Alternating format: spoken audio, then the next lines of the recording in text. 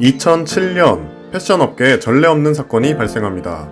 글로벌 브랜드의 한국 법인이 글로벌 본사를 인수한 것이죠. 이탈리아를 대표하는 브랜드에서 지금은 한국 브랜드가 된 스포츠웨어 브랜드가 있습니다. 휠라입니다.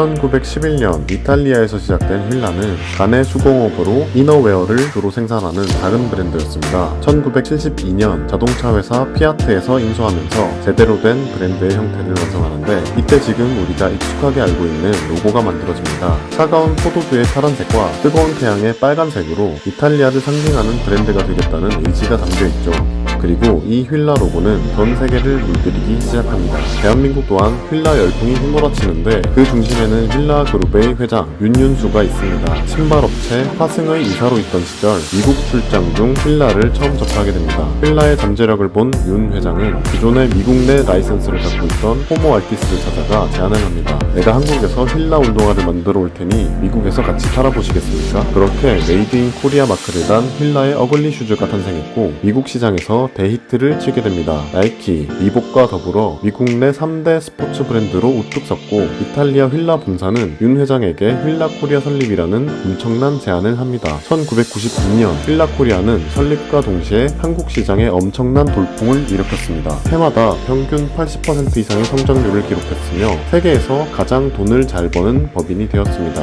그리고 2007년 M&A 역사상 유례없는 일이 발생합니다. 당시 휠라 그룹은 연 6천만 달러의 적자를 낼 정도로 심각한 경영난을 겪고 있었는데, 윤 회장은 4억 5천만 달러의 이탈리아의 자존심 휠라를 인수하기로 결정합니다. 국내 법인이 글로벌 브랜드 본사를 인수한 첫 사례가 되었죠. 국내외에서 탄력을 받아 고공행진을 하던 휠라는 2011년부터 소비 침체와 트렌드 변화에 밀려 서서히 하락하게 됩니다. 실적 하락보다도 휠라에게 더욱 악재로 작용한 것은 휠라 다음의 상습이었습니다. 토닝화가 유행할 때는 이온 토닝화, 아웃도어 열풍일 때는 휠라 아웃도어라는 이름으로 트레킹화를 내놓았습니다. 시류에 편승한 제품들의 출시는 결과적으로 모두 실패로 돌아갔고, 휠라가 아재 브랜드라는 이미지를 갖게 되었던 결정적인 요인이 되었죠. 휠라가 실적 부진에 빠져있을 때 윤윤수 회장의 아들 윤근창 휠라 코리아 대표는 2015년 대대적인 브랜드 리뉴얼 작업을 시작합니다. 리뉴얼의 방향은 크게 두 가지로 정리할 수 있는데요. 첫 번째는 밀레니얼 세대 타겟, 두 번째는 콜라보레이션입니다. 휠라는